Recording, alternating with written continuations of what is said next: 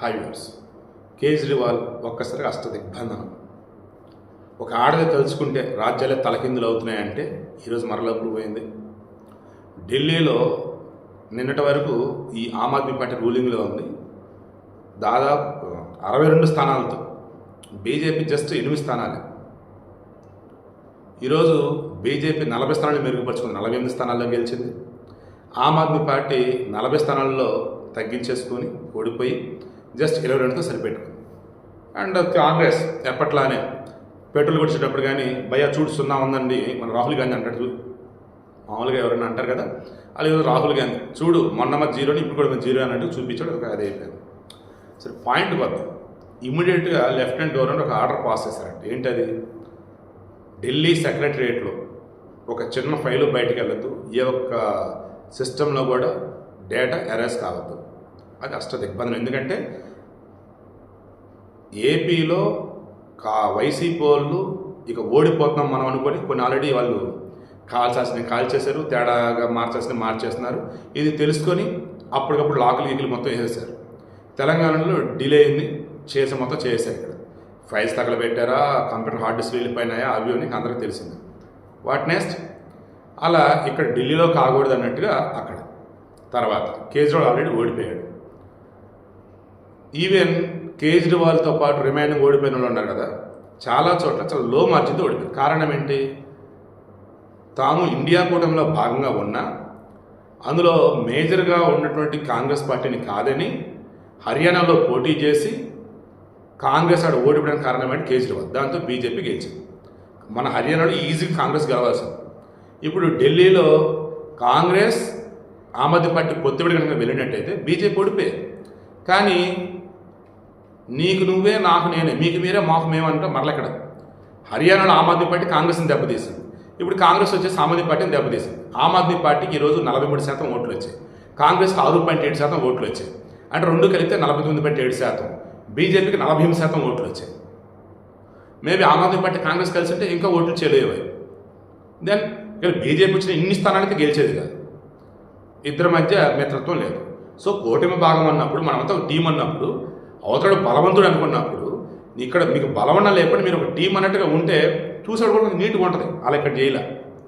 తర్వాత అన్నా హజారే క్లియర్గా చెప్పాడు, అరవింద్ కేజ్రీవాల్కి ఈరోజు అధికార దాహం, ధనదాహం పెరిగిపోయింది, దానివల్లే ఈరోజు ఓడిపోయాడు ఢిల్లీలో అన్నాడు. నిజమే. అరవింద్ కేజ్రీవాల్ 3rd టైం గెలిచిన తర్వాత అతను ఎంత ఘోరంగా అంటే అసలు వాళ్ళ పార్టీలో ఉన్నటువంటి ముఖ్యమైనటువంటి వాళ్ళని చాలామంది కలవలేదట.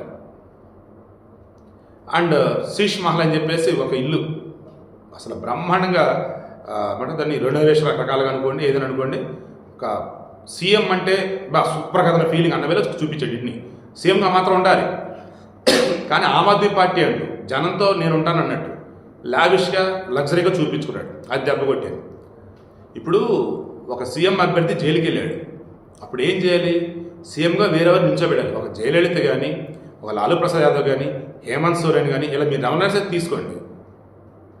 వన్స్ వాళ్ళు జైలుకి వెళ్ళడానికన్నా ముందు సీఎంగా వేరే వాళ్ళు పెట్టారు, లేదా జైలుకి వెళ్ళిన తర్వాత వేరే వాళ్ళు పెట్టారు.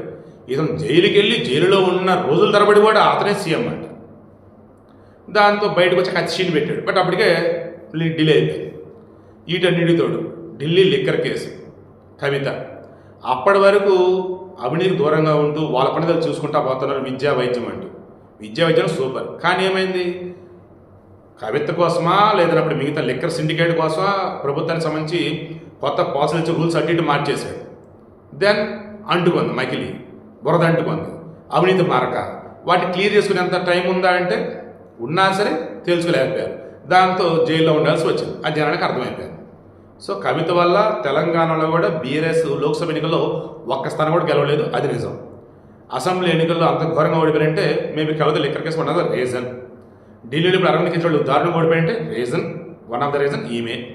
మరలా మన కేటీఆర్ అంటాడు వాళ్ళ చెల్లిని ఎక్కడ ఏమంటారని చెప్పేసి, రాహుల్ గాంధీ కంగ్రాచులేషన్స్, మరలా బీజేపీని గెలిపించాడు ఢిల్లీలో అంటే ఆమ్ ఆద్మీ పార్టీని ఓడించాలి. ఆమ్ ఆద్మీ పార్టీ ఓడిపోవడానికి వన్ ఆఫ్ ద రీజన్ కవిత. అవునా కదా? మీరు క్రాస్ చెక్ చేయండి. నెక్స్ట్ స్వాతి మలివాల్. ఆమె వచ్చేసి ఏంటి, మొన్నటి వరకు ఢిల్లీ ఉమెన్ కమిషన్ చైర్పర్సన్గా ఉన్నారు, ప్రజెంట్ రాజ్యసభ ఎంపీగా ఉన్నారు. ఆమె చాలా క్లియర్గా ఆమ్ ఆద్మీ పార్టీకి సంబంధించి అధినేత అరవింద్ కేజ్రీవాల్ కలవడానికి వచ్చినప్పుడు అతను సన్నిహితుడైనటువంటి ఇంకొక వ్యక్తి తనను కొట్టాడని చెప్పేసి మొత్తం చెప్తే ఊరు పట్టించుకోవాలి. ఇక దాంతో ఇక ఆమె ఓ రకంగా ద్రౌపది వస్త్రాభరణం అన్నప్పుడు ఏ రకంగా కౌరవులకు సంబంధించేసి వాళ్ళ వినాశనం కోరుకుందో ఈ ఆమ్ ఆద్మీ పార్టీ ఓడిపోవడానికి గట్టిగా కోరుకుంది. దాంతో యమున నదిని భ్రష్టు పెట్టించాడని, కాలుష్యం భయంకరంగా పెరిగిపోయిందని, నీటి కొరత దారుణంగా ఉందని చెప్తూ చెత్తను తీసుకెళ్ళని ఇంటి ముందేస్తూ మొత్తం ఎక్స్పోజ్ చేసి పడేసింది. ఏ రకంగా అరవింద్ కేజ్రీవాల్ యొక్క అవినీతి భాగవతం అంతా. అదే సమయంలో బీజేపీ వాళ్ళు రకంగా హైలైట్ చేశారు. ఏమన్నట్టు ఏకంగా హర్యానాలో ఉన్నటువంటి వాళ్ళు యమున నదిలో విషం కలుపుతారంటూ అదో దారుణం అదొకటి చేశారు.